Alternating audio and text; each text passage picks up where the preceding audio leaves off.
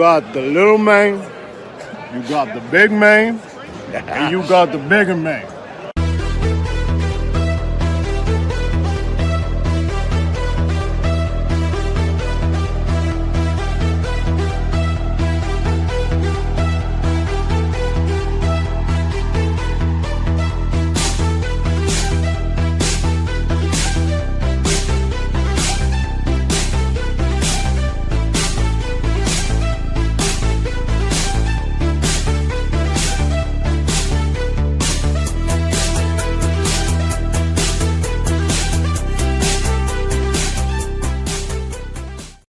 And welcome to the hot tub time machine that is the classic Nitro Steak. It's me. It's Kellen Nitro. Here on Nitromaniac TV's Wrestling Unlimited, coming at you tonight with another classic Nitro Steak on another classic event. We're going to invite in our co-contributors here on the channel because it's one of our co-contributors' pick.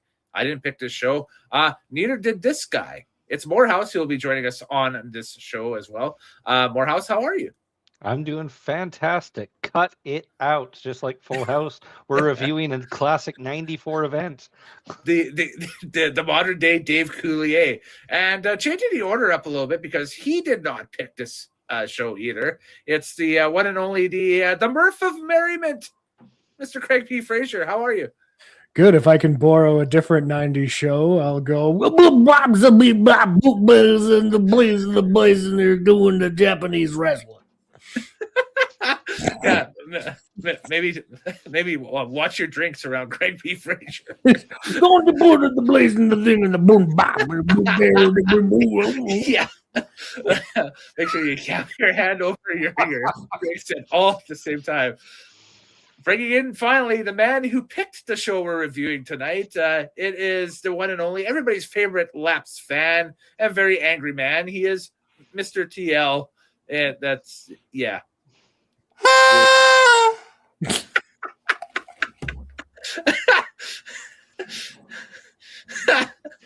He's very sad now. He's a somber TL. Well, here's the problem: is that our national team decided to throw a maple leaf on their jersey, and that's the problem. So, hey now, Yeah, that offends most of us. They played well. They played well. They met a goalie they couldn't beat. That's Blown out your ass.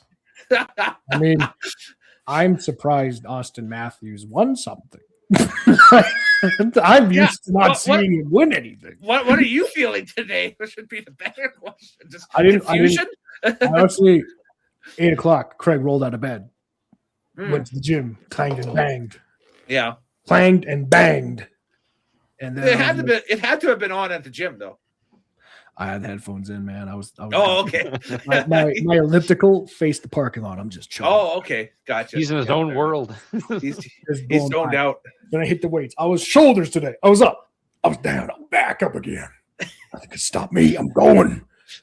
3 plates. 3 plates out of sight. Can't stop me. And then I looked around and they lost in overtime, and I thought, yeah. God damn it. Yeah. Son of a gun. Well, yeah, at least it tested everybody's alarm clocks today and made sure that they were all working. So I think Ty did not get enough sleep.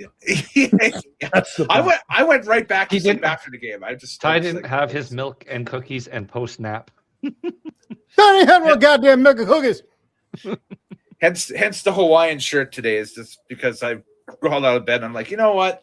I gotta make things brighten. I gotta brighten it up today, so that's why we got the Hawaiian shirt happening. So you wear your Hawaiian shirt to bed? No. Okay. I was wearing another shirt to bed, and now this is my daytime shirt. Well, nighttime shirt now. So. Okay, because you ran it like I woke out of bed like this. No, nope, not for sure. So I gotta say though, Kellen, I gotta say I enjoy the scruff. It is a good look. Thank you. The closer look to the shirt, we got this. It's a Sasquatch with a floaty. That's walking. Yeah, floats Sasquatch. Yeah, that was my Mexico shirt. Which, by the way, apparently, as we record this, the city that I went to in Mexico is under siege by the cartel. Which is, I'm not sure how to take that. But what did you do? I don't know what I did. What did you do? You go to Puerto Vallarta once, and yeah. It's a scary situation over there, but I'm sure they'll get it handled. Absolutely, And Fox. also Everybody just be involved. chaos. Why not add to it? Yeah. No, Yeah. it's 2026. Let's go. Absolutely. So, but anyways, we're talking about current events on our wrestling podcast. I know we're going to shift gears and talk about the wrestling that we're supposed to be talking about on a wrestling podcast here shortly. So it is Classic Nitro Steak Live, and this is the Oprah's Book Club of pro wrestling. If everybody new to this, if this is your first time checking it out, which I imagine a few of you are, considering the subject matter to today's pod. Yes, TL. Does that make you Oprah or me Oprah? I'm Stedman. You. So you guys are together. Okay. I guess that makes me Gail King. Oh crap! I'm Dr. Phil. You are Dr. Phil. Yes. Yes. Dr. One of Oprah's Horcruxes. Oh God. It's Dr. House. Hey, his Blue Sky does say house calls at bluesky.social. So there we go. I only had two The options. doctor is in. I was either going to be Oprah or Sanjay Gupta.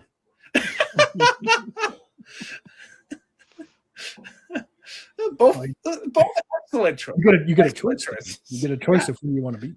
Yeah, you can switch roles even if you want to. You can be both. Ed's telling Oprah to switch roles. Because you get a role and you get a role and you. Everybody gets a roll. It's been a long day. All right. And we're 7 minutes in and we haven't even touched the subject matter. We don't even know what we're doing yet. Stedman. We're doing your Ooh, show. Someone's sleeping on the couch tonight. It's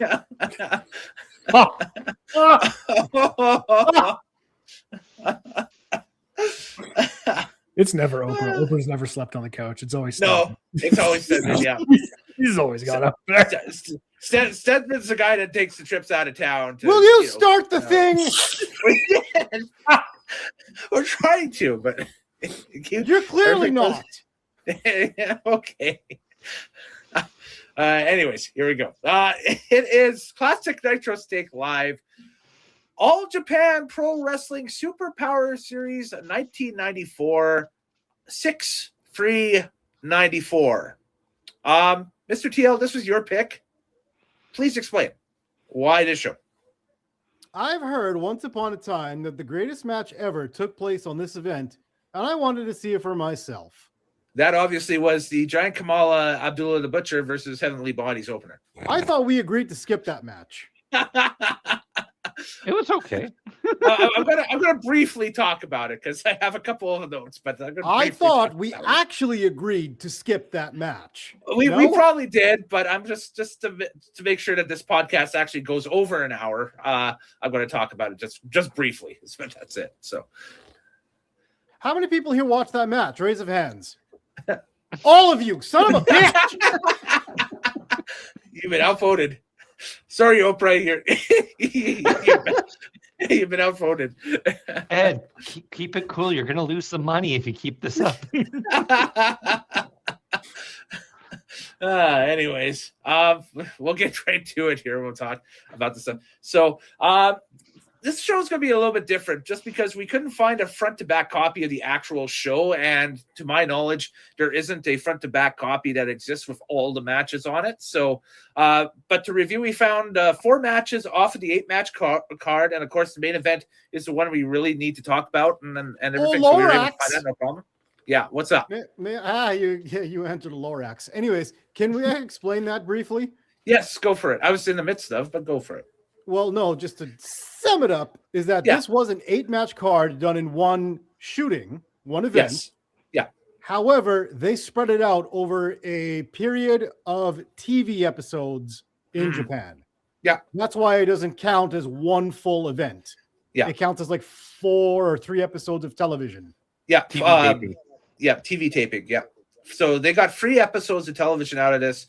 They only had 30 minutes on the channel that they were on each week. So they could only rattle off 1 or 2 matches, or in the case of the main event, they split the main event in half.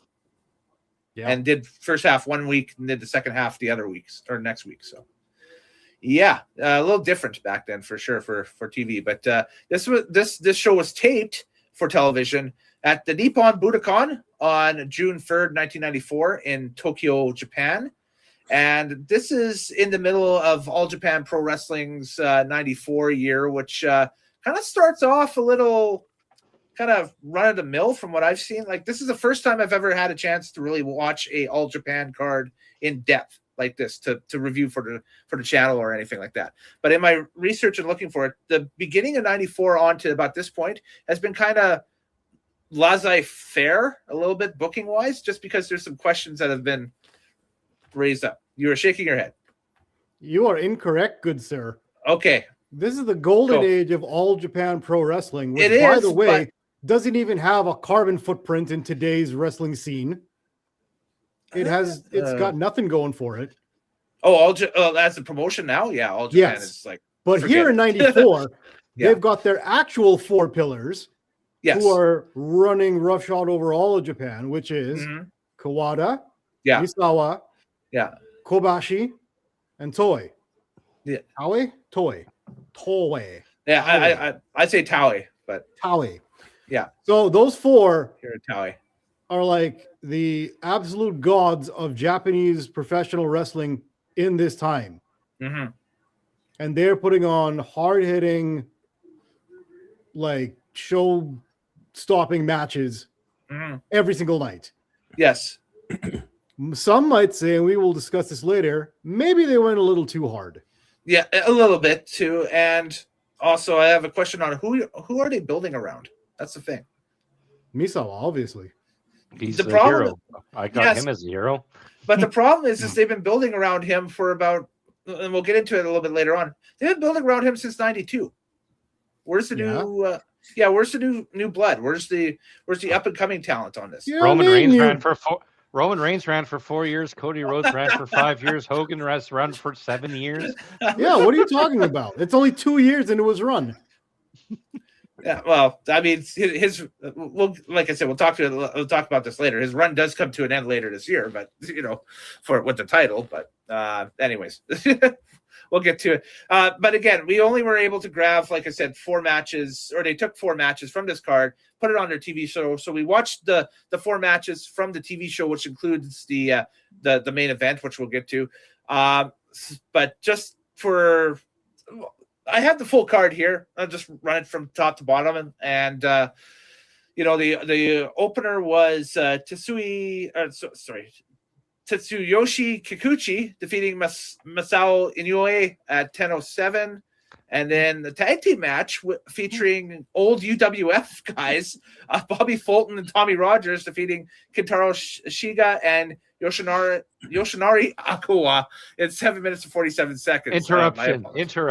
My apology on the pronunciations. What's going on? You could just put this in the Undertaker. Yes, I could. In fact, I could say right now, woo, Undertaker! At the bottom of the screen is the Nitromaniac TV Undertaker that has all the news and notes from the night's festivities on 3/6/94 that aired on 4/6/94 was the first bit of the. I think they did the main event first, so the first half of the main event aired that night. So, I think the only thing really to talk about here that Moorhouse and I wanted to get to was Fantastics. These are Jim Cornette's boys from Smoky Mountain coming over, and the next match features some boys from Smoky Mountain as well. Smoky Mountain had an agreement with All Japan at this point for talent. It was like a talent sharing thing. And also at this time, the WCW had a challenge share with also All Japan or with New Japan? No, New Japan. New Japan. Yeah. Because it was on a New Japan card, I think in 93 is where Rick Rude blew out his back. Oh, Lord. Yeah, against Sting. Wasn't it that partnership as well that eventually led to the Vader squash of Antonio Inoki? Or was that before? I believe so, yeah. That might have been before. Or was that before? Yeah, okay. Because he was terrorizing Japan 91-92 as big. That's right. Yeah. Right, because that's how he came over to WWF. He was in Japan first. Yeah. Well, he came to then he went to WCW, then he went to WWF. Yeah. Okay. Yeah. Exactly. This exchange right here led to Muto coming to WCW, Ultimo Dragon. Yeah. The NWO Japan was New Japan thing at this time too. So. Not Fusion, yet. New Japan. NWO wasn't a thing until 97. 97, exactly. But that's the tail end of it. All Japan. He has his timelines all over the place. Are you drunk, Lorax? No, I'm here. I thought you were talking about something. You're not working again. You got that Puerto Vallarta hangover going. Still on vacation mode. Yeah, right. Anyways, no, I thought we were talking about 90, including 97 into that run, but I guess not. So, all right. But with All Japan right now, I'm trying to think of anybody from All Japan that had gone over to Smokey. I think maybe it's probably a one-way. Yeah, I think it was a one-way deal. Come to think of it, because I think these are probably agreements that like the Fantastics and Heavenly Bodies had prior to Smokey starting up, and then they, wanted to honor them, right? So, quick show of hands: who's ever watched Smoky Mountain Wrestling? Exactly. So we don't know what we're talking about. Sorry, Cornette. So no, we don't know from All Japan who went over there. Yeah, seeing that we've never seen an episode of Smoky Mountain Wrestling. Yeah, I haven't looked at the notes yet. You know who did start in All Japan?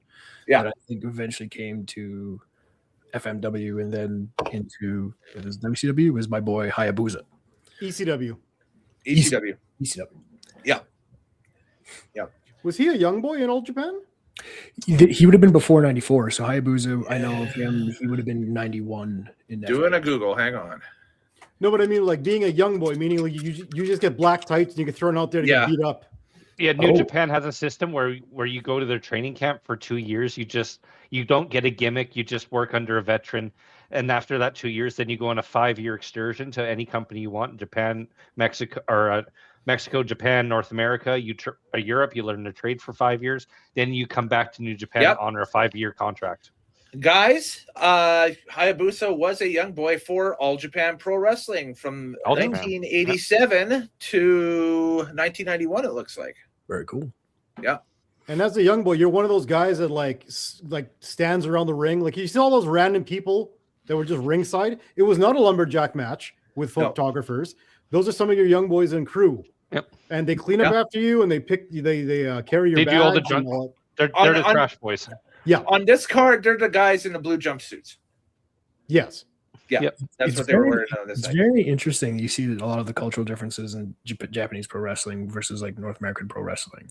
Mm-hmm. Like the fact that even though in both places it is still like it is a work, like there's in like North America there seems to be like you are not out there unless you are a part of that exact match at that exact time. You are a part of the gimmick. Whereas in All Japan, it's just like we know this is a performance, but because of everything is so performance oriented in Japan, anything with theater and even in sumo wrestling, there's theatricality with it. Yeah. That there's this idea of that like you were going to be a part of the show, you were going to add to the theatrics, you make this look like a legit prize fight, and it really had that environment throughout a lot of these matches. It almost has an MMA aspect to it. It's like where you come with your training group. Yeah. You're funny you should bring that up because I'm actually watching the old UFCs right now. I'm on UFC 11 at the moment, and we have a young Tito Ortiz following his ring crew. We have never seen Tito fight yet, though. Wow. Oh wow! Whoa! Okay, cool. Oh shit! What's the name of the crew? It wasn't Lions Den. That was no. It was Tank Abbott's crew. Oh, okay. Okay. Yeah. Yeah. So you see stuff like that already exists in All Japan Pro Wrestling years before, and it's just pro wrestling. Yeah. Not even MMA. Uh-huh. There we go. Let's get to the card.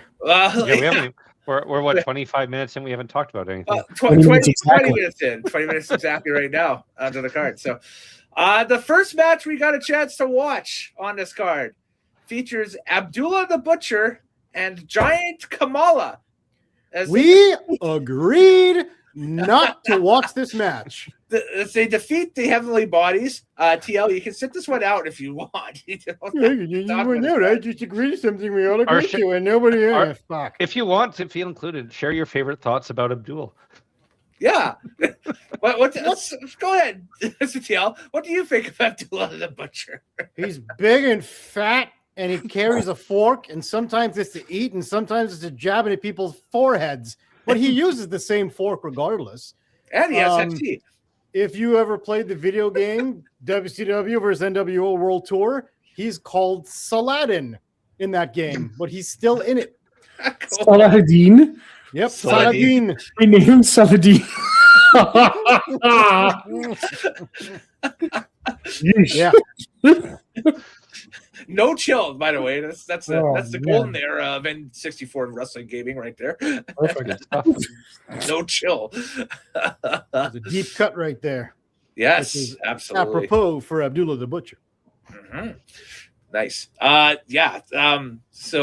But Moorhouse, Abdullah, of course, had a huge run in Stampede. He was everywhere by this point, but he's a lifer in All Japan because he's one of Baba's boys.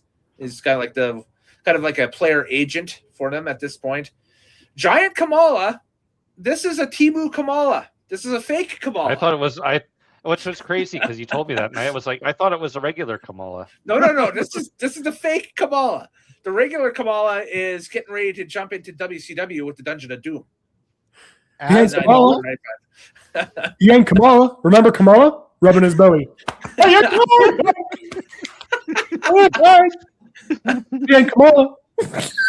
No, he didn't go bowling either. This Kamala that's in this show is the former Botswana Beast from Memphis. Botswana Beast. That's a dope. Yes. They had multiple versions of Kamala. They did. Yeah. Much like there was multiple versions of Doink. Hey, in '94, they could have done a card with Taker versus Taker and Kamala versus Kamala. Versus Kamala. Yeah. And then years later, his daughter ran for president. Wow. I got that wrong, didn't I? Yes, he did. Okay. All right. That's okay. Considering that my timeline was screwed up off the top. She would have got more. She would have got more votes if she showed her belly and started flapping. Oh, and welcome to Black History Month here on the show. It is while we're recording this. Wow. Yowza.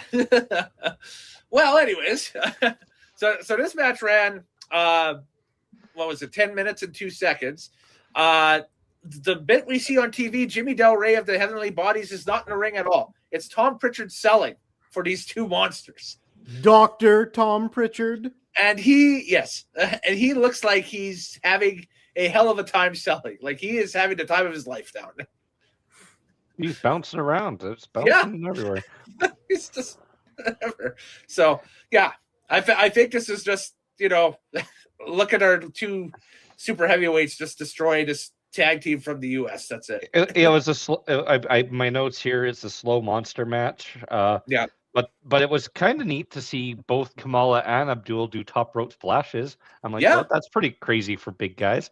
Yeah, Abdullah still can move at this point. He hadn't had the knee injuries and that, or the mobility issues, I guess, as we would see in later years and that stuff. Like, I'd be scared of a flying Abdul.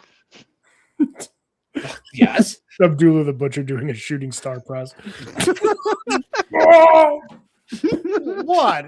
Who hasn't made him do that in every video game? That'd be amazing. I had a guy that I had a buddy of mine in college. There was a copy of and it was WCW NWO World Tour that was they had the knockoff Abdullah the Butcher character in it. We just talked about that. Yeah, we just talked about it. Yeah. So we had that game.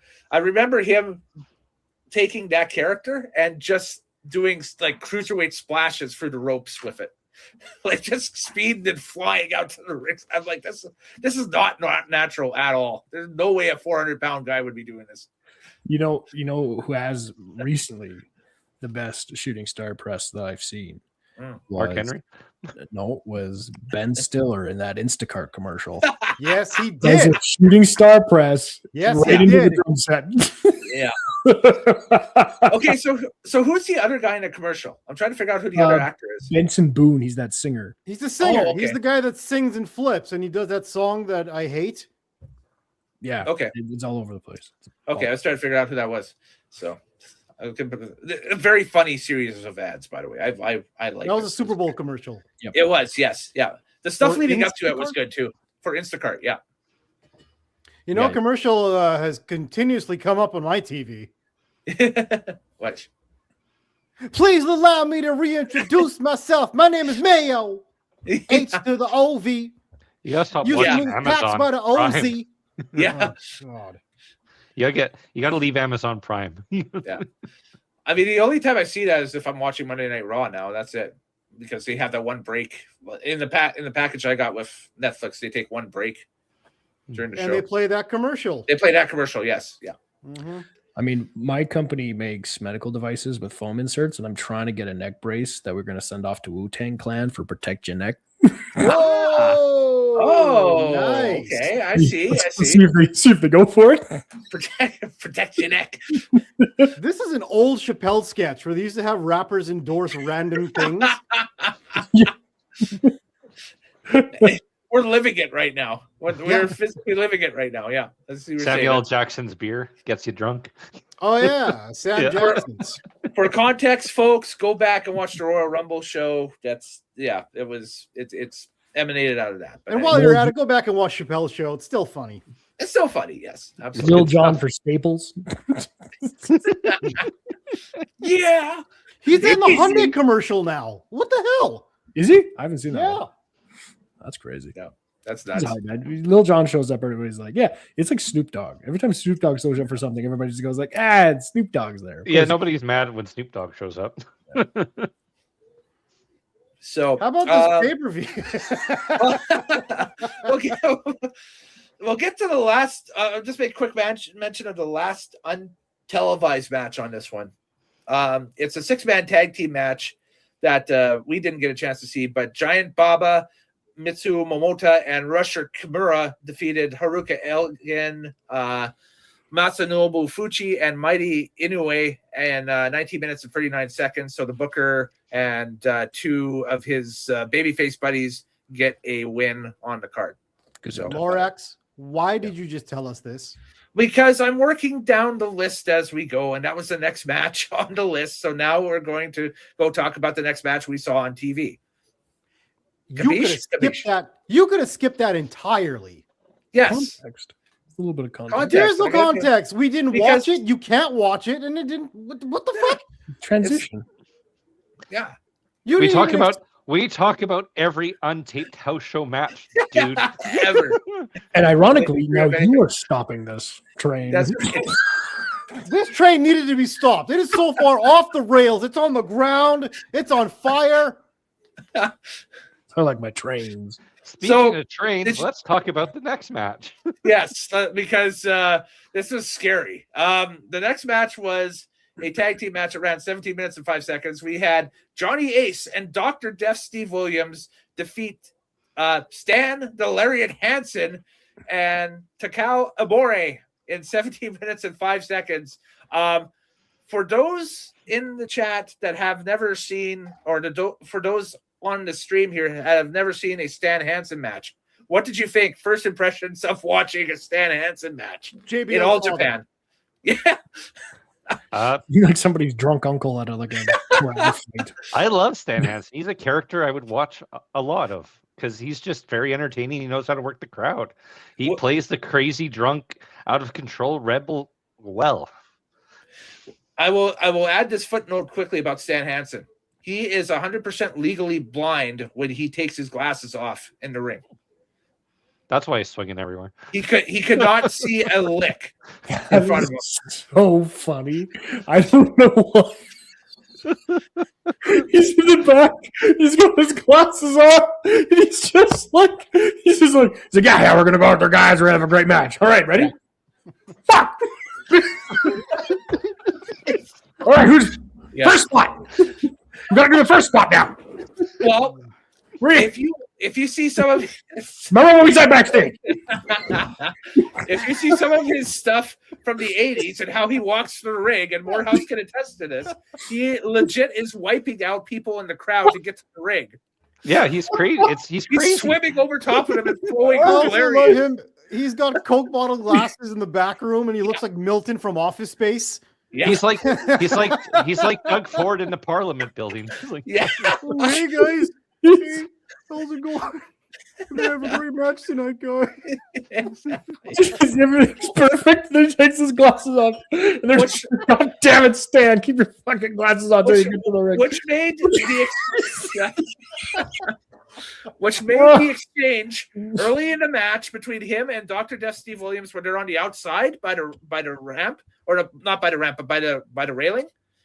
Dangerous. I'm watching this and I'm like, oh my goodness. I hope the front row is scattering while these two behemoths are just going, because Hansen can't see shit in there. And Steve stiff as hard. Yeah. And Dr. Death will just throw him. He'll just throw him at this point in his career. So they're just dangerous. We might need to add a little bit of context as to who the hell these people are. Yes, absolutely. So Dr. Death Steve Williams did eventually appear on WWF program as he was JR's boy. He is from good old Oklahoma, boy. Well, before that, he was also a surprise entrant in the Tough Enough and was supposed to win the Tough Enough until there was a botch and Bart Gunn won it. Oh, the Brawl for All. Brawl for All. Yeah, so there we go. Yes. He was not in Tough Enough. But I say Tough Enough. Show. Yeah, sorry. Tough Enough. What the hell was I thinking? No, Brawl for All. That's what I'm trying to say. I'd also like to point out, just for the local 9 young kids are trying to become professional wrestlers, and Dr. Death. Now, I also will add that Dr. Death was Herb Abrams' boy in the UWF. Let me tell you. What the fuck is her? Oh my god. I would like to point out, just for the local crowd, that yes. I don't like the fact that he used the moniker Dr. Death, Steve Williams, because to me, Dr. Death is always going to be Dave Fennell, Edmonton football legend Dave Fennell. Dave Fennell, Death. yeah. He's a very good defensive lineman. Pretty sure you stole that name. Steve Williams stole that name from Dave. Steve Williams. The Eskimos are bigger than pro wrestling. But Dr. Death for years was an All Japan guy, and was a staunch All Japan guy for almost a decade, I think. Was this thing that he was an amateur wrestler or that he was a football player? He was a two-sport athlete. So he was an NCAA amateur wrestler, and he was with Oklahoma. Which one's the Sooners? The Sooners. The Sooners. He was a Sooner. Yeah, the Sooners. Yeah. So he was. That's why JR loves him. That's what. Yeah, he was a star. He was a star player with the Sooners. There you go. There it is. He was a two-sport athlete. Yeah. So you know what, JR? You know what, JR? Yeah. There, I said it. Hook 'em home. Did you just text us this? Okay, all right. No, I was going to say, did you go to Megadeth last night? Is that? No. I didn't go to Megadeth. No, I was just saying, screw you, JR. Oh, okay. Yeah, there we go. Which is also, that's the hand symbol that fucking. Oh, Stan Hansen. Yeah. Yes. He does hook 'em horns. He does hook 'em horns. Yes. Yeah, because he played football as well. All right, so Stan Hansen's a guy who didn't really make it in American professional wrestling, went over to Japan, became an ultra mega superstar as a giant drunk cowboy. He's a god over there. Giant drunk blind cowboy. Blind cowboy, yeah. So we're talking about a man who is a pro wrestling legend in Japan who knocked out Vader's eye during a match. Oh, yeah. Yes, he did. He knocked Vader's eye out during a match, has a reputation of being not so gentle with his opponents in the ring. So sort of, really laying into the stiff side of the Puroresu. And he would go in the 80s. He'd have main bookings in the United States with promotions and that stuff, become the world champion, and then go to Japan with the belt and not return the belt back to the promotions in the U.S. He did that with the AWA like twice. Nuts. Yeah. I think I think when Vern finally got his belt back, it had a tire track over it because Stan took it out to his ranch and he took his tractor and ran over top of the belt with it. But he didn't know he did that. He was blind. The belt was like this. It ended up like that. It was like, that goddamn belt. Fuck. We have to pay Crack that I can't. What is it? Oh, shit. I drive over that belt. But anyways, WCW tried to bring him in to feud with Lex Luger, and then once that petered out, there was nothing for him, so they just let him back to Japan. So he's been in All Japan since then. So and remained a top star in that promotion.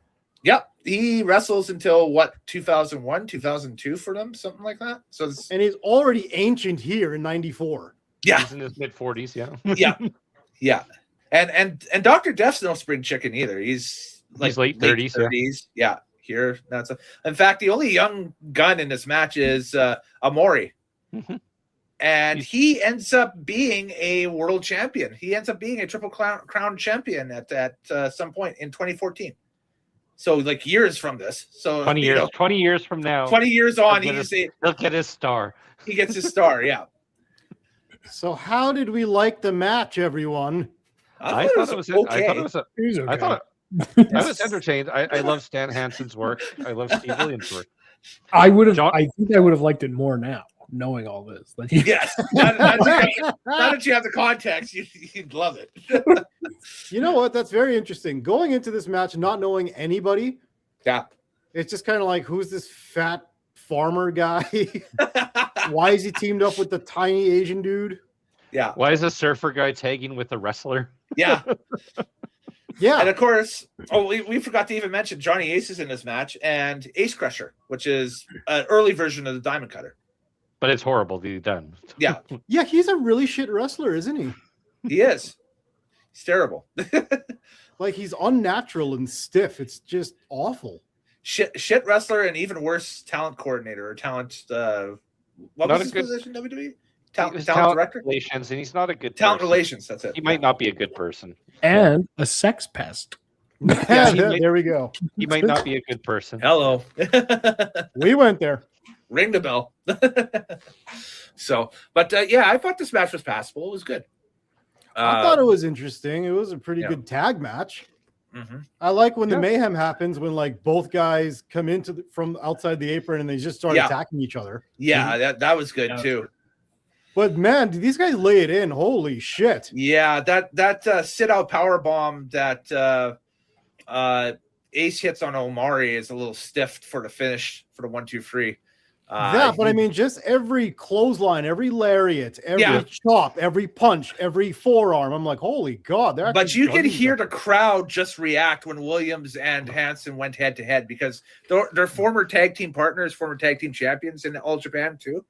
And so when they're going head to head, the crowd's like, "Whoa, okay, gangway, right?" Because they want to see the single. They want to see the single match. They want to see a singles match between Williams and Hansen. Yep. Of course. So, yeah, exactly. So, moving on. That ended the second episode of TV. So now we're going into the third episode of TV from this.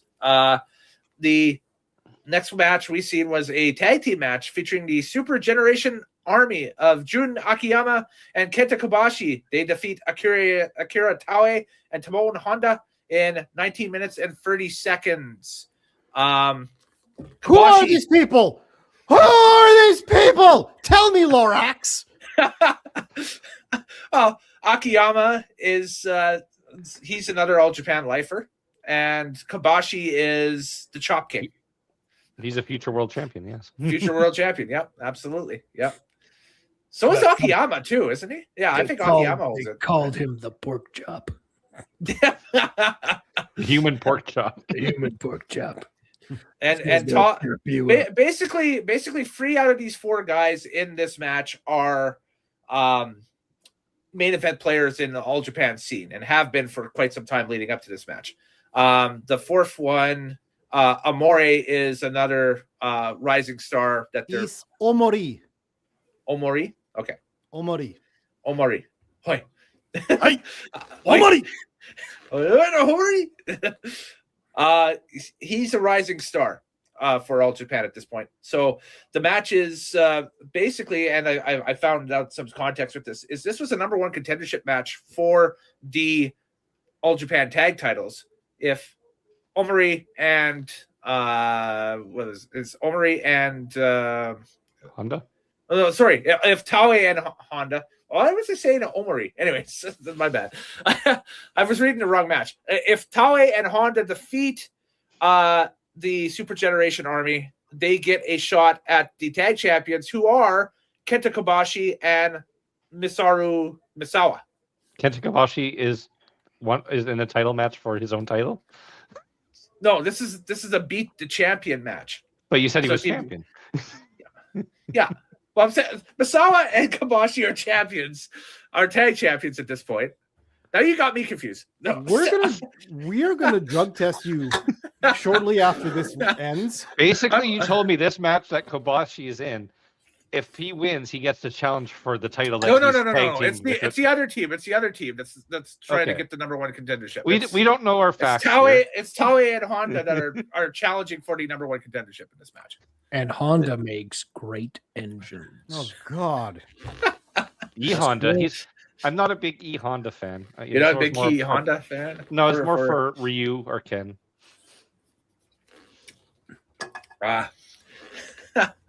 So Honda's a Goldwing, right? Yes.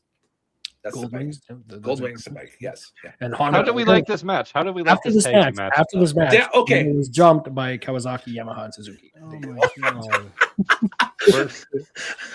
Are we going to finish today? Are we going to finish today? Are we going to finish without Mr. TL killing us? That's it. And perhaps every other Puroresu nerd on the internet jumping into the stream and be like, "That's not right." But anyways, this match was good. In fact, I liked this match almost as much as I liked the main event. I found this match very enjoyable. This was a good match. It was a good match. Yeah, I felt very like good match. It kind of really gave a show, like some of the crowd pops and stuff. It really shows how this crowd was like fired up. I love how they shoot streamers out before the match. It's hilarious to me. That's great. You're just like, just like ready to go and like cheering and they really recognize these moments. It's loud. Like I watched it on a pair of headphones, and that's loud coming through the headphones. I had some criticism for the match. I did think it was a very good match. But my criticism is there was like 10 or 15 false finishes, and I was like, oh my God, I feel like I'm watching Dynamite. Well, there's where it comes from. Exactly. Modern day AEW is trying to be 30 years ago All Japan Pro Wrestling, except they're using people that are half the size in order to do it. Yeah, because of the junior indie boom in the 2000s and 2010s, where the smaller athletes were more popular than like super heavy. They were never more popular. The Young Bucks. Virtually everybody in Ring of Honor. Undersized guys who could never hold main event in a real company. That's right, but they were popular with the internet. With 400 people. Yeah, all 400 of them. See, it does seem like it would be more realistic and probably more entertaining to see, like if you were going to have a match like Brock Lesnar versus Samoa Joe and a bunch of false finishes, another F5 and then could be a clutch kick out, F5, another kick out. You're just like these beasts not dying. Like that's where I think if you get these guys that just keep super kicking each other and you're just like, I get it, another kick to the head. Yeah, exactly. Spot. Yeah, I got you. But no, I enjoyed this match. I thought it was an enjoyable one. I enjoyed it almost as much as the main event, but I did the main event's the next match here, so we'll get to that when we get anything about it. Go talk. Go for it. I learned a bunch of things. One, they say their name backwards. Yes. Yep. Kobashi Kenta. That's right. Streamers. I always was told that the last name is actually the first name when it comes. Yeah, last name is first name, and first name is last name there.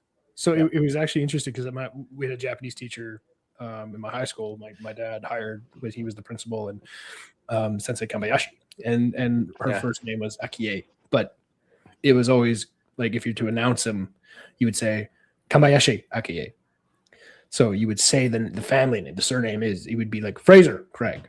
Yeah. Yes. Right? Your name's Fraser. Exactly. And Craig is that follow up. So that is, I think, more formal how they do it. And I think China's the same way too. Yeah. Instead of Moorhouse, it would be House Moore. House That's true. I don't think so. Wait a minute. The full name is Moorhouse. It would be Moorhouse Kendall, right? Hey, don't break kayfabe. Come on. So I learned that. That was cool. They say the name backwards of the streamers. Yes. Yeah. Also, there's one thing I actually don't like about Japanese wrestling. It's the power up. Do they know this is not Dragon Ball Z? Like, what I mean is like, here comes a forearm. He returns a forearm. He returns a forearm. He does a drop kick. And then he hits him with another forearm and drops him. It's like, why did you just charge up? Why did you tell me that you just got drop kicked? Yeah, it might have to do with the theatrics, maybe. I would think so. And don't forget that house is hot too. Like, I mean, like they were out of these matches, they were loud throughout. I don't care if it's a hot house, a greenhouse, or a Moorhouse. The point is, it doesn't make.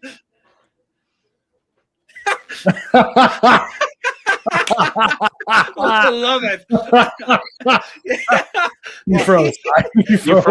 You froze, so we didn't hear a thing you said. The most opportune time ever. It was just great. And it just froze. Basically.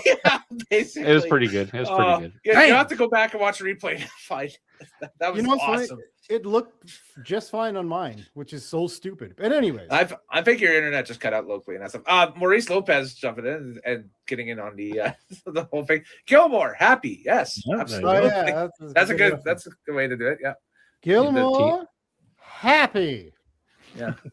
Now, the hell was I saying? Yeah, this whole fighting spirit of like charging up after you get hit. Yeah, the Dragon Ball Z thing. That is just the Dragon Ball Z thing. I'm like, I find it stupid.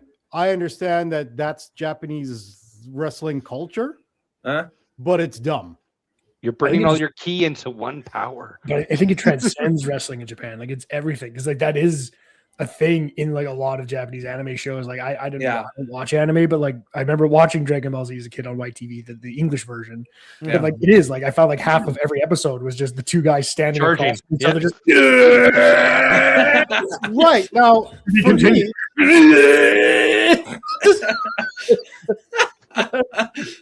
Will Goku make it back from heaven in time? This fucking hair starts going. Yeah, exactly right. Like, when's he gonna shoot the thing? Where'd you get all your folio for that? Oh, he just hang out in the men's room for a while. Nice. Oh my god! Yikes! But the thing is that I accept that premise in a cartoon. Mm-hmm. I don't think they should do that in real life. That just looks dumb. It feels dumb. Yeah. It kind of takes you right out of the like, what the hell just happened? Why did they do that? You know what's funny? That's why you're not a fan of Kenny Omega then, because that's his style. I hate Kenny Omega thoroughly. Yeah. Now, that being said, I saw a UFC fighter do this once, and it was the funniest shit I've ever seen. He was standing toe-to-toe with a guy, and he was losing the toe-to-toe battle, and he went, ah! And then the guy knocked him out. Yeah.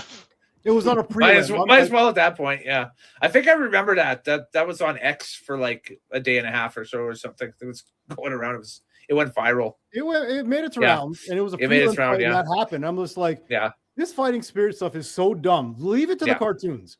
All right? We can't turn Super Saiyan in real life. It ain't real shit. It's a fair point, but I also think the Japanese probably watch North American wrestling and go like, why was he having sex with the dead girlfriend? Why did they put that on TV? Yeah, exactly. I can't believe you did that, Kane. That's a good point. Who is Little John? Now, I'm not. Now, to be fair, I never advocated for anything WWF.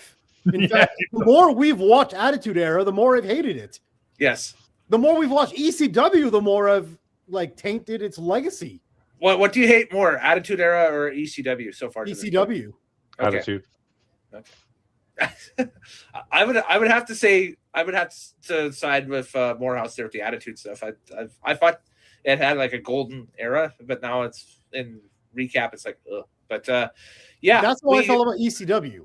Yeah, but we've got one more match to take a look at, and it's the big one. This is the one that I think he picked the show because he wanted to check out, and this is the first time I've ever seen it too. The Triple Crown title match. So Mitsuharu Misawa defeating Toshiaki Kawada in 35 minutes and 50 seconds. This is the one of the two still frames that I pulled for tonight's show. I used it in the thumbnail tonight and that stuff. And of course, that's the legendary stare down between the two of them after the bell started. The second still frame I'll hit when we talk about the finish later on. Here, there we go. Mitsuharu. And then the streamers go and that stuff, and same deal with Kawada and the streamers and that stuff. So, so this match back in the day was and for the longest time in the Wrestling Observer newsletter was the only 5-star match Dave Meltzer ever handed out. Changed in 2017 when the Dominion match between Kenny Omega and Kazuchika Okada got the 5. Kazuchika. Yes. Yeah. Kazuchika. What happened was there was a weird pronunciation on a New Japan DVD I have, and they said I think you're drunk. He's now blaming Kevin Kelly for his fails.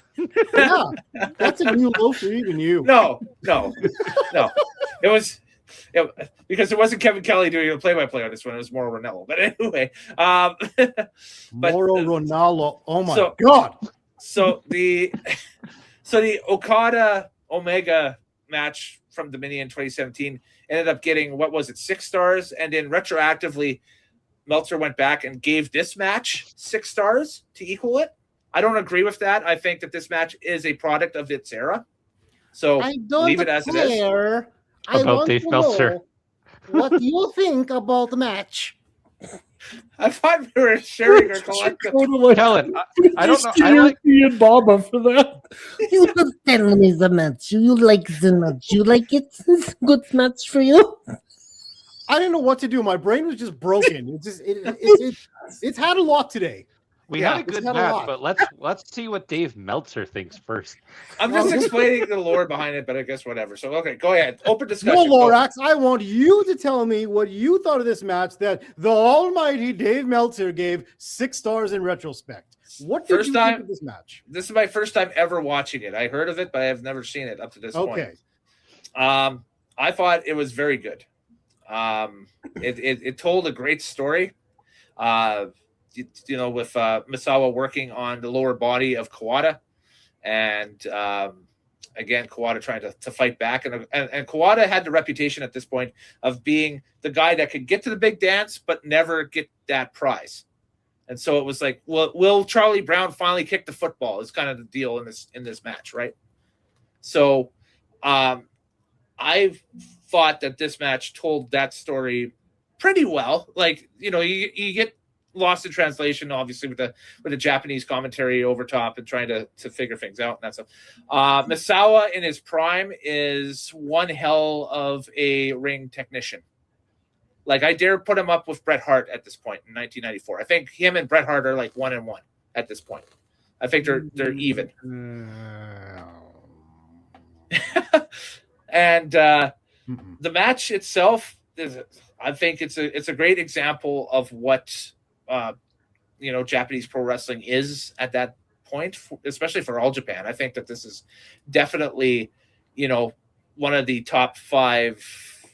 It's on all the top 5 All Japan lists for a reason, I guess. And to me, it's a really good introductory match for someone who like me who has watched like little to no All Japan just because. But I thought it was I found it interesting. I found it entertaining, and I thought it lived up to the hype of it being a 5-star match. I don't agree with the retroactive, re-rating it for it being a 6-star match, but I think it's a 5-star match. Absolutely. House. I actually felt time just not appear to be anything because the match just flew by. I was entertained by the match. It was well paced. It was a 40-minute of YouTube video that felt like 5 or 10 minutes I was watching it. It was very entertaining. I thought I could see where Eddie Kingston gets his whole gimmick from with Kawada. And guess what? I did research, and it is his favorite match of all time, and he's watched it over 1,000 times, he says. He can probably recite the spots. Because there's a lot of spots I'm like, oh, that's Kenny. That's Kingston uses that today. Kingston uses that today. Blah, blah, blah. Yeah. But what's the difference? Kingston the difference is Kawada is in shape. There you go. That's the one I'm talking about. Is you have wannabe wrestlers who watch this stuff on videotape and figure this is the way to do it, but don't put in any work to actually to make it happen. Yeah. They're Kingston. He's cosplaying Kawada. Yeah, exactly. Because he's out of shape. He's not a physically threatening person. New York plumber. Yes, he is. But he's good on the mic, I guess. Yeah, and then the bell rings, and you're like, "What the hell is this?" So, and then the other note I had, the crowd was absolutely wild for this match. I was actually watching some of the crowd's facial reactions, seeing how joyous they're getting. They're jumping up in the aisles. If you had an aisle seat, they're rumbling their feet. It was kind of cool. Also, finally, the finish with the double underhook. That was a nasty head bump that he took at that double underhook. Lord. So the Tiger Driver 91. Yes, let's talk about the finish, and let's talk about this thing right fucking here. Good Lord. Ow. So the story with this one is Misawa, I guess, would only bust this fig out as a nuclear option in his matches. I hate to see what he would do in a normal match, let alone a nuclear option, because that's murder in the ring right there. He out to try to kill him is what he's. That's a neck injury. That's a neck injury.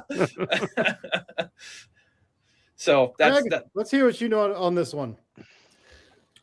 Oh, this match. Definitely the best match of this selection. Yes. I agree with Moorhouse that I did not once check the timestamp. I was thoroughly hooked into it. The crowd definitely, I think, helped bring this match up a few decimal points. I think it's a terrific match. I think it's this definitely seems like a very technical, almost a bit of a hard style Japanese match. I like the one thing that kind of caught me is like it definitely wasn't as maybe fast of pace. They would take like a natural break to like reset, which I thought was kind of an interesting thing. Like they didn't sell the injuries I think they find in like a lot of like WWF and WCW matches we watch. It's like if you keep getting dropped, like the guy will start selling like, oh, my shoulders. I find like these guys would take the bumps. They would keep doing these moves. They would like reset and then they kind of come back and like they weren't really selling the injuries as much, I found, but they would just keep doing like these kind of sets. I don't know. I found that was a little, maybe just from my eyes, I saw some. I don't know. I saw back selling myself, but there was definitely selling. Like it just, I found that sometimes it would, up until the end of the match, one guy didn't. So sometimes there's the dramatics. I think in North American wrestling matches where it's like the desperation move. Shawn Michaels barely can stand, but pulls off the sweet chin music at the last second. The audience goes nuts. The commentary's freaking out and gets the 1, 2, 3. And it's just this real big climactic moment where I felt this was very like ba-boom, ba-boom, ba-boom. And then like it quickened, and especially right at the end, like right to a great finish, and like that ate it up.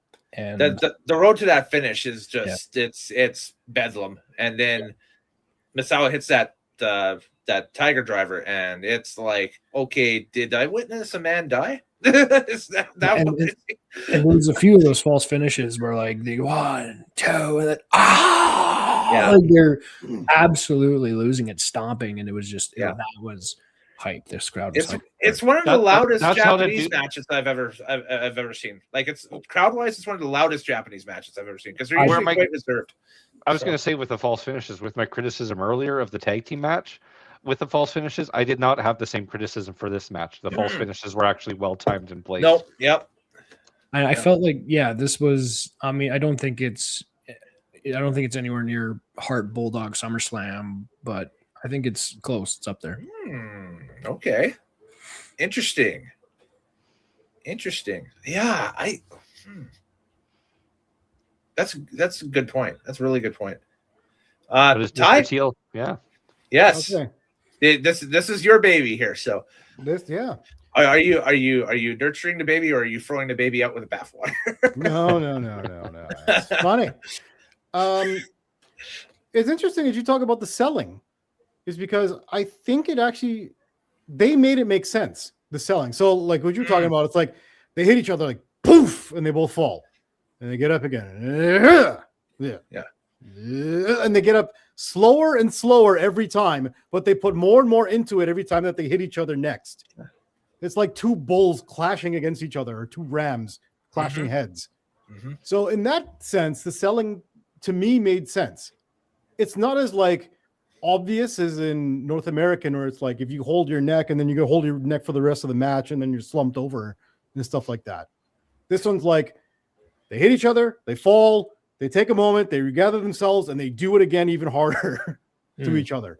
Yeah. These guys beat the ever-loving shit out of each other. Oh yeah, it was like a Gunther versus Gunther match. I would actually be okay with that match. Yeah. Gunther versus Falta. Yeah. I mean, we might get that at Mania this year if they go Gunther versus Lesnar, but we'll see. But besides, Gunther versus Walter is actually a really funny thing you just said. That went That'd be Gunther cool. versus Walter. Walter Gunther. I like that they made that the referee that they chose was 5'1" and extremely slender, because it made the guys look like monsters. Oh, yeah. These are not naturally tall guys, but yeah, you're right. They look like heavyweights.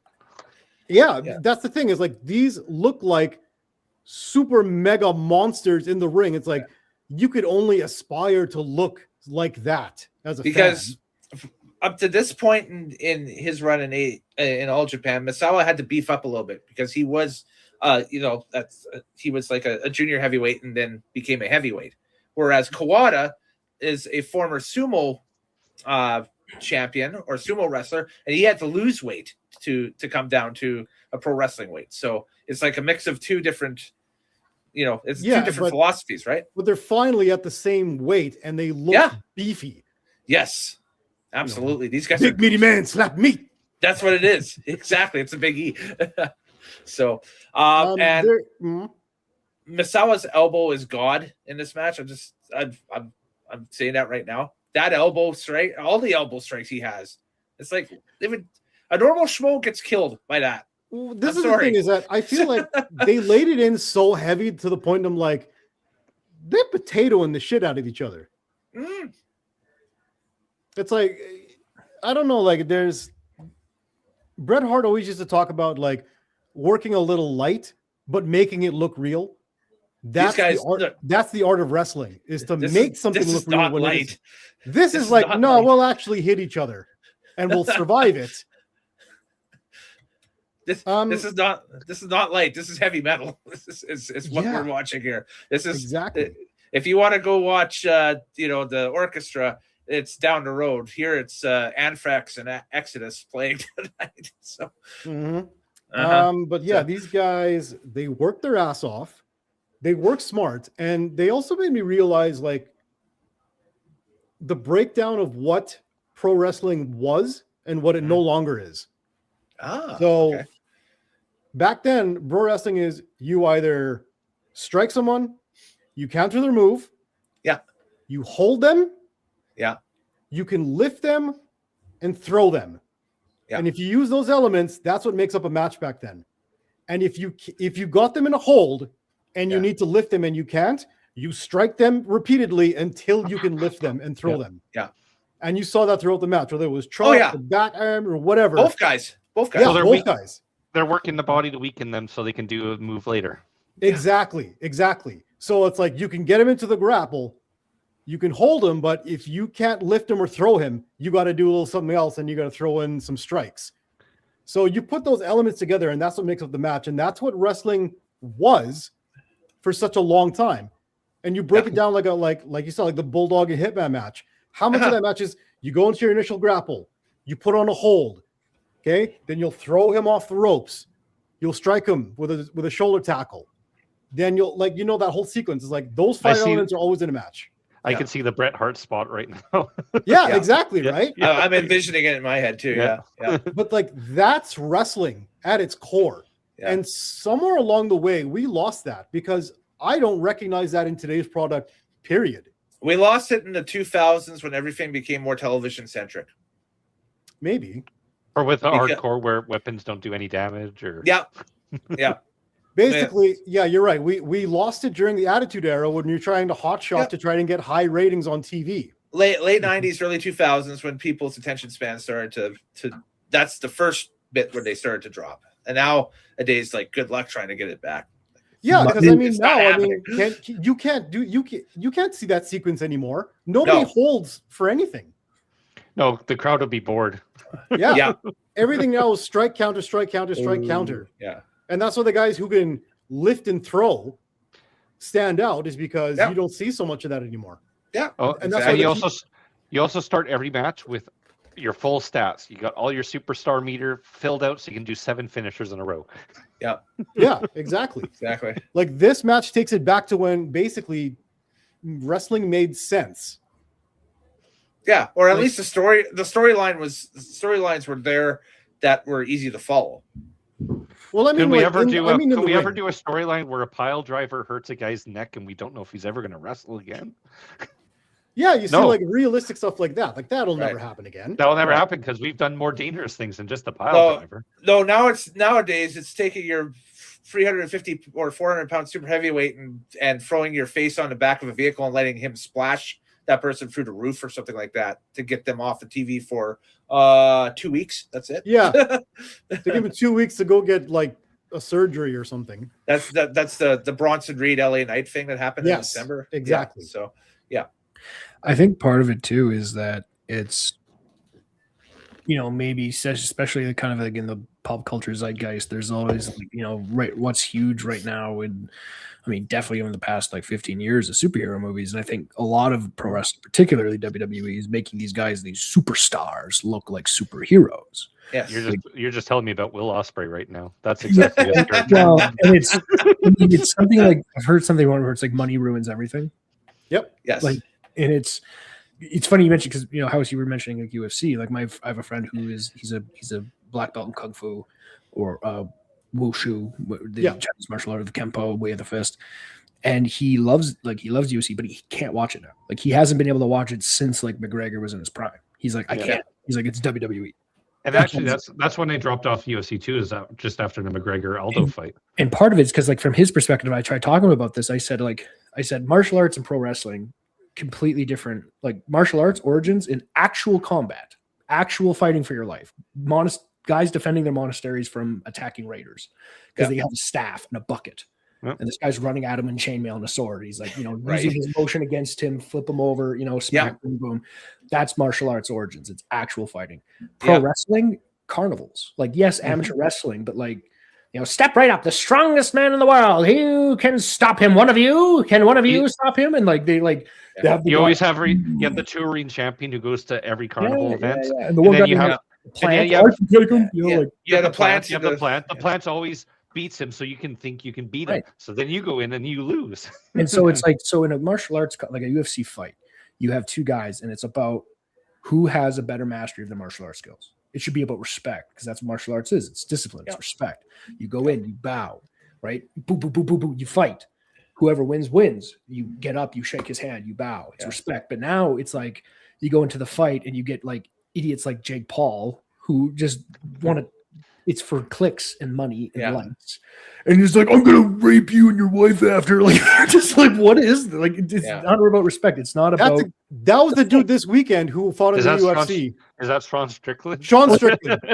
All that guy is he's walking clickbait. That's all he wants. Yeah, he's a wounded dog that has nothing else in his life. Yeah. And that's the point. And it's the same with back to pro wrestling. It's like when you have these spots in matches of like, like in many ways, it's like Mankind falling off the cell was like the car crash heard around the world. Because after that stunt, it was like we hit this threshold. It's like, okay, we can't see that again, but we need to see that again. Right? How do you top that? How do you top that? You can't hurt a guy, but how do you top that and make it look well? We're gonna legit kill. Yeah, we're gonna legit kill a wrestler by dropping them from the roof of the building. Right, and then you get the Owen Hart incident, and then it's like, oh shit, and then that's the line that's crossed at that but point. It's still, okay. It's like gone are the days where it's like you get two guys who are technicians. Yes, it's pro wrestling. Yes, these guys are telling a story. It's a work. Yep. But can they make you think it's real? That's right. That's the magic. That's the real performance of it. Where now it's like you have one guy, superhero A, that comes out with an entourage and a sweet laser light show and fireworks and everything, and then here comes the other guy with another laser light show and fireworks, and it's like, and who they're gonna tie each other to fired cables and smash into each other, and who's gonna outlast who, and we're gonna put Bad Bunny in a match because those clicks, you got to get that guy in there. We're gonna get Bad Bunny versus Garth Brooks tonight. But it's like, and I say, hey, all the props to Bad Bunny, who's a wrestling fan, and most streamed artists in the world, WWE's not looking at that as, you know what, he's the best technician we could put in the ring right now. It's like, no, if we put Bad Bunny on the card, we're gonna get how many pay-per-view buys? Yeah, because in Puerto Rico. Because there's 10 or 20 wrestlers that are starving an opening match or mid card that would be better matches, to talk more what you're talking about. But would they get the clicks? Would they get the fan involvement and that stuff? No, of course not. So my theory is it makes wrestlers look weak when they're losing to people like Jelly Roll or Jake Paul or Garth Brooks or Shania Twain or any celebrity who wants to be a wrestler. Maria Menounos. Keeping it in perspective, it's Logan Paul, not Jake Paul. Well, whatever. Sure. Jake Paul's the same. I was thinking of like the Tyson fight, which was Brady Kachuk, Matthew Kachuk. It's the same thing. Same deal. Well, no, one's talented and the other one is not. I meant the Pauls, not the Kachucks. They're both untalented. Okay. Now, it's a tie. They both lose. We were on the tangent here. I was essentially talking about how you were talking about like the classic match of how wrestling isn't like that anymore. And we're talking about how clickbait has taken over wrestling. It's so and how a match like this today, if these two individuals walked out today and were a main event on a card in Japan today, first of all, I don't think they'd get the same crowd that they got. And second of all, they'd be lucky if that was a mid-card match. It'd still be top in Japan. I think you'd but what you said, that premise doesn't make any sense. These two guys had built up their whole backstory and who they are for such a long time. That's what made this match what it is. You understand when these two walked into the arena from their little back spot, you understood but this guy is the challenger, this guy is the champion. They're going to go at it, and this is the main event. You didn't need to know. We didn't need to know Japanese. We didn't have to know what was going on. We knew that was the main event. Absolutely, yeah. It's just like having Ric. It's like having Ric Flair and Dusty Rhodes on a pay-per-view. You know what it is. And I think would be what Kellen was kind of saying is like those guys had that ability to build it up at the time that they were in. Whereas like I don't think that match booked now maybe the same. If you were trying to start out, you would get that. If you didn't have that already pre-built up. Because people's attention. You mean this match with no build and no promo couldn't be successful? And people's attention spans wouldn't allow it. That's the thing. And also you wouldn't be able to draw that many people to that card. So, but again, this is pro wrestling. You don't put this match in the middle of a card. You don't have this kind of match in the middle of a card. This is made for the main event by two people who have earned their way to a main event. Yeah, obviously there's a story. It's like, in the UFC, when you're in the undercard, your match is only 3 rounds, but when you get to a main event or a title fight, you get a 5-round fight. You've earned the right to have a longer match. Okay. Same kind of thing in pro wrestling. As you work your way up the card, you start getting longer matches as people are more interested into what you're doing and want to see more of it. So you can't put this match in the middle of a card and expect to have a main event reaction. That's not how it's built to be. Oh. See what I'm getting at? Yeah, totally. So if you have this match today and you use your top stars, you're getting a 6-star, 5-star match out of Meltzer. And that's what these AEW jokers have been trying to do since the company opened. The only problem is they are half the size of both of these guys with half the charisma. Yeah, Adam even Cole though and MJF. even though the environment that they'd be having the match in would pale in comparison to what they like. Watching that crowd, I think we're severely underrating the role of the crowd in that match. The crowd was I said the crowd was amazing. It's an amazing crowd. I feel that their energy takes the match and lifts it to another level. Yeah, so crowds have the thing is like with Japanese wrestling, and we saw it here in this thing is like they're very different than the North American crowd. They usually sit on their hands. Yeah, they sit in silence and they watch the art unfold. Yeah. And it's not until you hit that main event where you've earned that spot do you bring out the emotion of them. They're very reserved, but you kind of got the feeling that this was kind of had a little bit of like a North American element throughout the night, as like maybe not in the first tag match that we watched, obviously, because like I said, whatever. The more we talk about the second one, it all starts to build up, right? Because they were loud for Dr. Death and Hansen, right? So, yeah, but the more we talk about this, the more I'm getting comparisons now to The Rock and Stone Cold at WrestleMania 17. That's the type of crowd feel that I got. Yeah, I was thinking comparable. Good comparable. Even kind of like Rock Hogan in the sense when before that match. Yes, that crowd was just going. That crowd was amazing. Yes, they just milked it. They like the slow turns to the crowd, both of them. Like that was like that's. But that's bring back flash bulbs. God damn it! All the flash bulbs going off. And that's the Rock being his creative best, because going out to that match, they did not go do the match they planned that night. No. They had to flip. They had to be like, okay, Hogan, you're the babyface now. They're calling it in the ring, and Hogan's getting the babyface turn. Bring back the red and yellow. Yep. And this always goes to that point. That should have been the main event because they had a main event match by two guys who earned that spot, who earned that attention. Did anyone care about Triple H and Jericho for the rights? Yeah. Exactly. Stephanie? I mean, we did the show. This was like one of our first reviews we did in this format now. So if it's back on the channel, if anybody wants to take a look at it, but it's that's the point that we brought up is that, and Triple H has publicly acknowledged this, is that this was completely wrong. That Rock and Hogan should have been in the main event spot, and that the title match should have been the lead up for it. But Vince always wanted his title matches to main event WrestleMania. Bullshit. Absolute bullshit. He went to his father-in-law and wanted that top spot. And realized after the words that it wasn't. That's true too. Daddy, that's probably more true than anything else. Daddy. Yeah, you think Triple H at that time was going to take a backseat to anybody? Hell no. And he couldn't put his ego aside. Now, years later, he could say in hindsight, when you can't do anything about it, oh yeah, man, maybe. Yeah, maybe that should have been. Now that he's not on steroids anymore. I don't trust him. I could do this. I could be the main event. I don't trust anything Triple H has ever said. No, and we shouldn't. The guy's a slime ball. So, no argument. Yeah, exactly. Oh, I forgot. I'm sorry, Kellen. That's your favorite wrestler. My bad. Who's that? You. You love the game. Oh, nah. What? You changed? Did we finally break you down? Nah. I can't remember if I ever said if Triple H was like in my top 5 or anything like that. You said he was your favorite wrestler. When did I say this? When? You've absolutely said this. When have I said this? It was either live in person, whether it was at work or it was on this channel. I distinctly remember you because I think it was me and Craig were saying like Rock and Stone Cold, Rock, Stone Cold, Rock, Stone Cold. I'm a Triple H guy.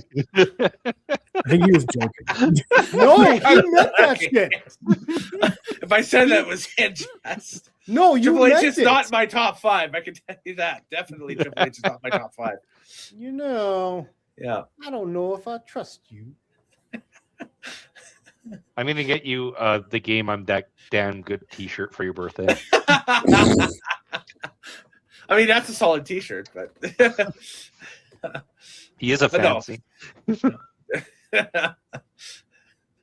What are you pointing to? The wall? I'm over here. The point is, I love this match. Yes, there you go. And the ending where it's like, how far do I have to take it to put this guy away? It's like, I can almost kill him. Yeah. Well, I thought he did, but that finish, I was like, My God, no wonder that guy couldn't have took a more like perfect way to take that bump so he could not die. Was to take it on his traps. Holy crap! Well, and you saw why Kawada's traps are so huge. It was just to take that. Oh man, just to take that. Yeah. Who was in AEW that tried to do it? Was it? It was Ospreay in a match. Ospreay used that as like a house though. Yeah. There's a gimmick right now where Ospreay did it to Fletcher, and he's like, "I'm never going to do it again. It's too dangerous. It breaks people's necks." That's it. Yes. But he's been pushed once before to do it again to Kyle Fletcher. Yes. It's the one guy. These guys are morons. This is why I hate AEW. I'm not going to that show, by the way. You don't even ask me. We already got tickets. We already got tickets. My God. I don't know what he'd hate more, the AEW or the mystery wrestling. We're going to in a couple weeks before then. That mystery wrestling features guys dressed as a hot dog. Yeah, exactly. There's a wrestling Sasquatch. It's pretty funny. But anyways, MJF will be there. Yeah, MJF will be there. So anyways. Now it's impossible to give the entire show a rating out of 10 because again we mentioned the lack of matches, they're televised, blah blah blah blah blah. But as close as we can, we are going to give the rating out of 10 for the event with an asterisk, of course, that being the asterisk. So, Mr. TL, your rating out of 10, please, sir, and I'll just work in a reverse order. We'll go TL, Craig, Houston, and myself. Okay, so we're giving a score on what we saw. What we saw, me, yes, is 3 matches, and for y'all, for some reason, is 4 matches. What's 4? I attached it just for the cheap laughs at the beginning. Yes. I'll give it an 8 out of 10 because I will rewatch that main event anytime. Mm-hmm. And how about the Kabashi tag match too? I mean, it's a great tag match too. That's a rewatchable tag match, right? So I even like the opener. I'll call it the opener of the Stan Hansen and Dr. Death because they built in like their monster rivalry against each other in that tag match. Yes. How did I get the Heavenly Bodies for my opener? We all agreed, and somehow jeez. I'm giving it the 8 out of 10. What are you giving this one out of 10? I'm giving it a 7 out of 10. That extra match brought it down. So it was a terrific main event, and it was a good tag match. Well, you know, like Giant Kamala, what? And Kamala walking around here. he's Remember King Kong Bundy? He's like King Kong Bundy. Will you stop bringing up old rock references? He's a great value Kamala. He's a Timu Kamala. It was Kim Mala. It wasn't Kamala. Kim Mala. Yes. It was Kim Mala. Kim Mala. Yes. Moorhouse. Please. Out of 10. What do you think on this? Oh, that opener really stunk it down. So I'm gonna have to give it. I'm also gonna have to give it a 7, I think. Okay. Not a fan of Dr. Tom just flopping around in the ring for Abdullah the Butcher and Giant Kamala. You know, I've never owned a Best of Kamala tape in my life, and I don't think I ever will. There won't be a Giant Kamala compilation on Plex, is what you're saying? Not anytime soon. Probably not anytime soon. Okay, fair enough. Hey, whatever. It's all good. So, all right. Well, I'm going to side with TL here and go 8 out of 10. Opener aside, I feel that the matches we see 7 out of 10. All of us watched the extra match. That would have been funny. That would have been funnier. You blew the gimmick. Yeah, you know what? Make your 7 out of 10. Just okay, fine. Fine. I was going to do 7 out of 10. Because I saw 8 out of 10 events because I skipped the match that we agreed not to watch, but y'all got a 7 out of 10 experience. There's 7 out of 10 with the asterisk. There we go.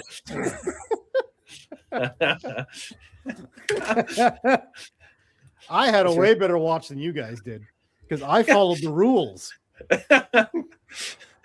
You avoided Umaga. Good for you. Yes, I did. So, whatever. main event. What can we say? We talked about that to death. It's awesome. The tag match for Kabashi. Kabashi was using a moonsault for his finish. That's unreal to me.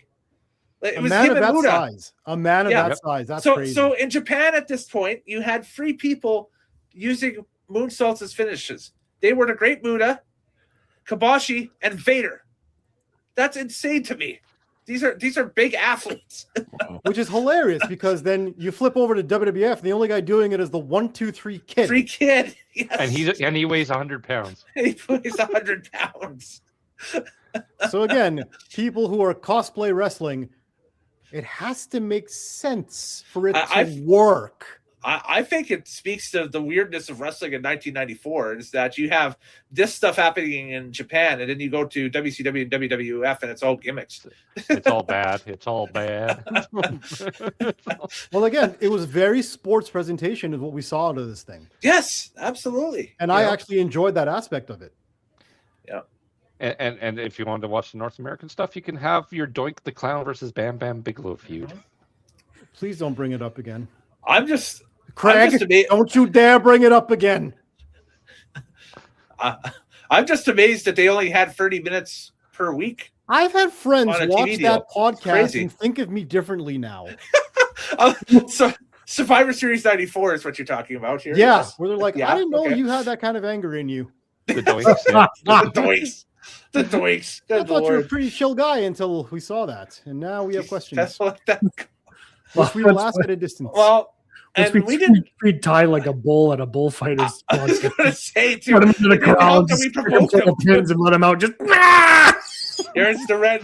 Like the clown. You made me watch this. It was awful and it was warranted. My response. Well, I think now that we're done reviewing that one and that TL, great choice. It was awesome again. It was another solid choice by you. I'll tell the Undertaker here to rest in peace as it goes down. There we go. I believe now in the way of the rotation, it's a Craig P Fraser choice. Oh Lord. So Craig, you get to choose. No deadline to. You skipped me. Oh no. Or no, it's it. No, we did Road Wild, then we did your choice, Kellen, then we did Mr. TL's. Mr. TL's. And so is it House and then Fraser, or is it Fraser and then House? I can't remember. I think it's House and Fraser. Yeah, but you're biased. You're House. All right. Wait. Time out. Moorhouse, the last one that you picked was that TNA one, right? What's the TNA one? Yeah. Yep. Craig, what was the last one you picked? I think it was the Sturgis one. Road Wild. You picked Road Wild? Hog Wild. Yeah. Okay, so then it is House because that one was. It is House. Okay. Yeah, that's the furthest to go. Okay, we'll reverse back then and go House. That's your choice. No deadline in submitting your pick or whatever. I actually have multiple choices, so we'll go we're gonna pick today. So we have the WWF bag, we have the WCW bag, or we have the other bag. What would you guys like today? Okay, so can we know what's in these bags? You'll find out once you open the bag. Ooh, okay. So to me, I think we just did an other. We did another, yeah. But the other could be anything. The other could be another. It could be another. It could be a boat. It could be a boat. Yeah. It could be a boat. We'll take the box. No. It could be a smoking wrestling show. Hold on, Nitro. What did you pick last? What was my last pick? Was it Tuesday in Texas? No, that was a Moorhouse pick, I believe. Yeah, it was Tuesday in Texas. So I'm going back to the channel right now to look at our history. I should have this written down. Wait, maybe Craig is next then. Yeah, because Tuesday in Texas was more recent. Yeah. So it goes Hog Tuesday, then Kellen, then So we're right. Yeah.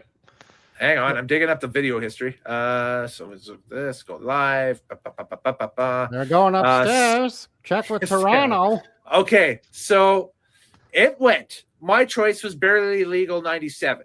Awful. Yeah. So we'll rewind right before that. Moorhouse, your first choice was Unbreakable 2005, the TNA one. I chose Barely Legal 97. Then Ty, you chose Over the Edge 99. Awful. And then Craig, you were Road Wild. Yeah, okay. Awful. So Craig's next. Yeah. And then it would be a Craig's choice because then it would be back to Moorhouse. He did Tuesday in Texas, and then I'm gonna hide my bags then. Yep. Then I chose. Yeah. Then I chose Rumble 95, and then TL you chose the 6 free 94 we just did tonight. So we know where it will be a Craig choice. Yep. It's a Craig choice. Okay, it's a Craig choice. Craig, we lost the wheel for a second. That was scary. But we're back. You are now, being drug tested after this. I want it's happening. He is wearing a Hawaiian shirt. I am. Lost your damn mind. We can't stop here. This is backcountry. Craig, did you know it was going to be your turn? And if so, do you have one locked and loaded, or we'll just wait? Well, I mean, I was going to go Bash at the Beach 2000. There we go. We got one. What? You're going to make me watch that? No. Fantastic. I think the deal has been signed, and I think we are ready to go. With okay. That. Well, then let's open my bag between WWF versus other for the. Which bag would you like, guys? Mr. TL was doing the All Japan sell job there. This is the second he was powering up. You're going to make me watch this. My headphones got stuck under my chair. All you missed was me yelling and saying, I can't believe you're going to make me watch this. Mr. TL went Super Saiyan, but it looked like he was just kind of stamping his feet in the corner. I'm excited to see Hogan versus Jarrett. I don't know. Oh, my God. This will be fun. This is going to be a lot of fun. Bash at the Beach 2000, presented by Masterlock. There we go. I even remember the corporate sponsor for it. Why do you keep picking shitty WCW pay-per-views? And like watching you flip out. That son of a bitch fell down. Lying there. I hate Jeff Jarrett. I hate Hulk Hogan. I hate Vince Russo. I do hate all of them. Fuck you, Craig, for making me watch this pay-per-view. I've already said that. We're going to see peak Vince Russo chaos. We might see our first negative score.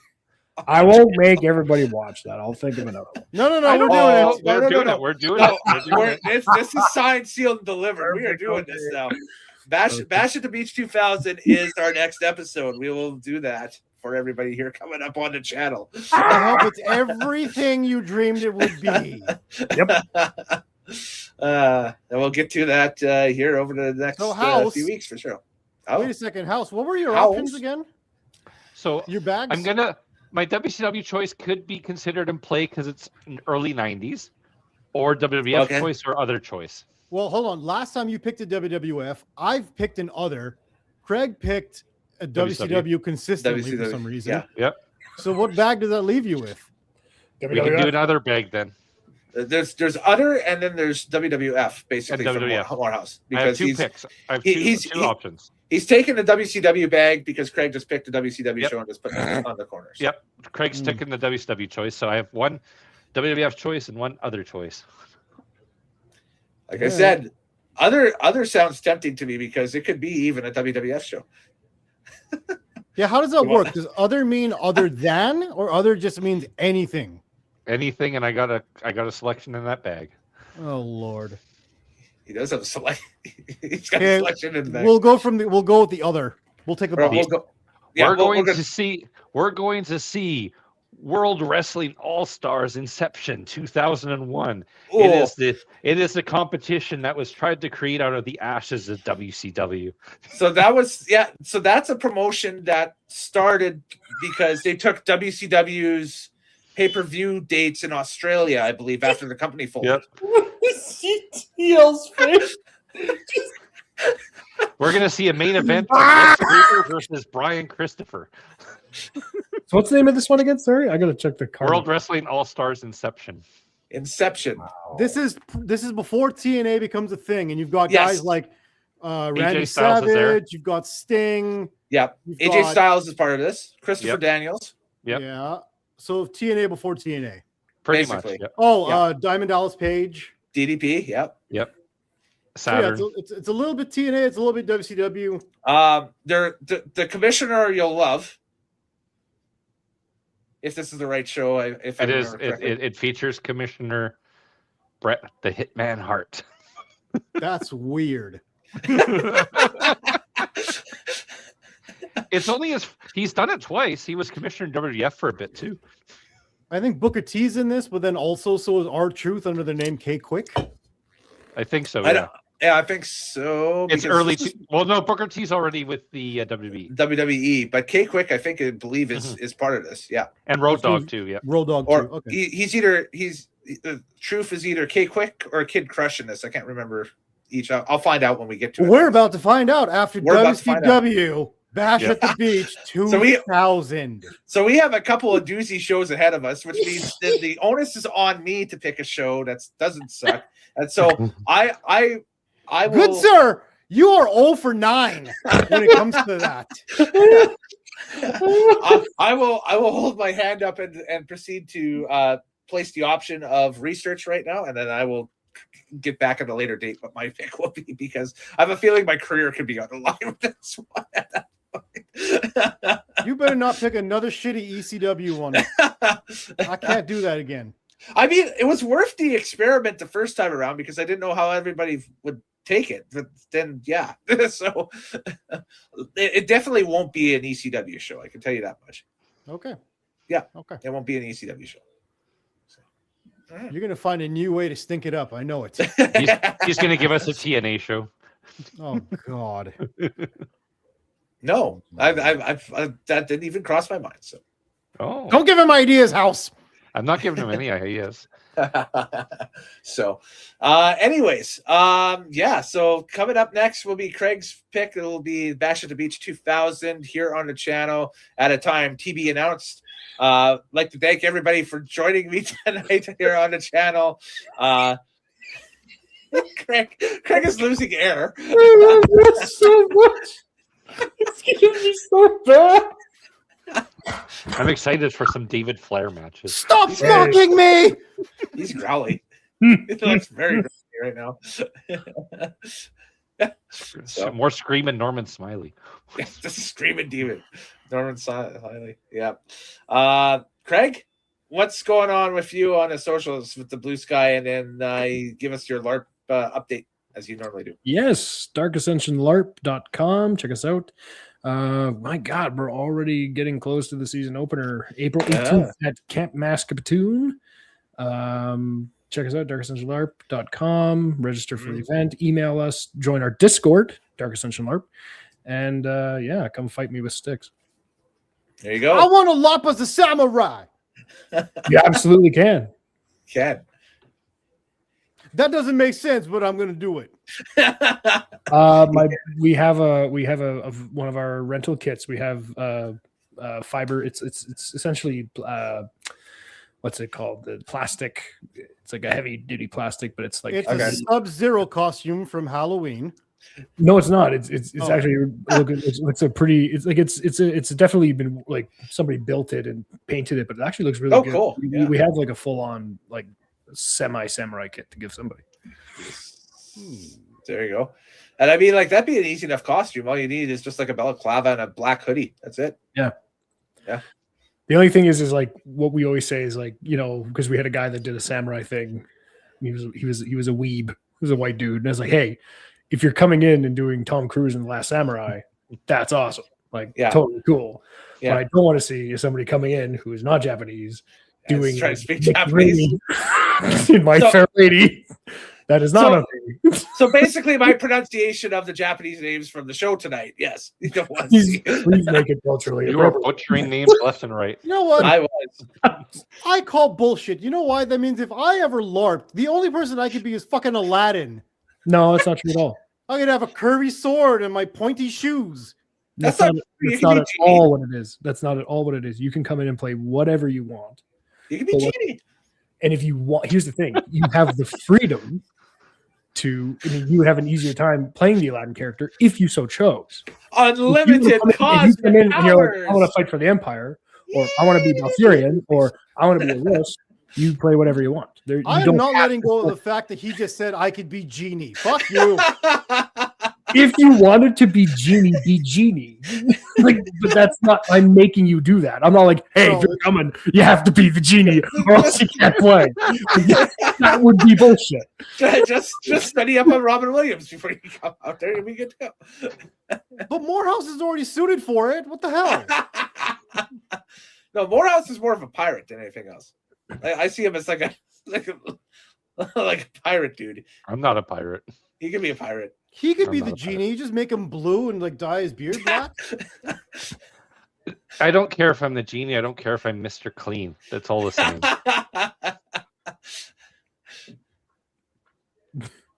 Ho ho fiddly-dee, I am a pirate. So, Mr. House, where can we find you on the socials? Yes, there we go. I apparently have socials. I never check them. I'm never online then, but you can talk to them if you want. They'll never respond on Blue Sky. Goodbye, Blue Sky. Yes, absolutely. I actually deleted all social media from my phone now. It's crazy. Crazy. Right on. Yes, absolutely. I wish I could. There's a couple things I'd love to delete. I might actually even look at it. But anyway. Ty, Mr. TL, where can they find you? At TMLOUTAN, the official hate page of WCW. You're just going to be ranting about this. Come see his Nitro parties every Monday. The Monday Nitro party. We can get you hooked up on like all the WCW you can handle too. Like House has done a really good job of archiving a lot of stuff. So, what are you trying to do? You trying to kill me over here? You're trying to give me a heart attack? What's wrong? Do you want to watch every episode of Thunder? You can. You can. I want to get Ty a Bill Goldberg autograph. Get put up on his wall behind him. Yeah, I was saying you have to get an autograph. He's not going on the wall. Yeah. Get the one where he's kicking Bret Hart in the head. The still shot. Yeah, the mule kick. Yeah. Hey, Kellen, where can they find you? Over on everywhere, basically, at Kellen Nitro. You just go over to my linktree/Kellen Nitro, and everything is there. It's all the links to Wrestling Unlimited, all the links over to Drag Files, all the links over to my X, my Instagram, my everything, Blue Sky, you name it. So it's all listed there. Merch store, you name it. Everything is there. I had a Bobby Heenan joke, and I won't do it. Is it from the Heenan School of Modern Broadcasting? Which is that shirt? Will you please? Will you please? Will you stop? There he is. Will you stop? Will you stop? Will you stop? Will you stop? So, yes, looking forward to this. This will be a fun arc, regardless, because we're doing WCW on its way out, and then we're going to find out what happened to a lot of the wrestlers after WCW closed after up. They had no jobs. After they had no jobs, yes. I think it's an interesting transition time. It is. It's great. And that's what we do here on the channel is transition. No, I'm just kidding. This is the post-Olympic hangover edition of the Classic Nitro Steak. The show was awesome tonight. Again, thanks, boys. It was great. Happy wrestling watching, everybody. And do take care. And we'll see you guys next time here on Nitromaniac TV's Wrestling. I'm looking for the thing. We're going to play the thing again. Unlimited. Bye. Bye-bye. See you. You got the little man, you got the big man, and you got the bigger man.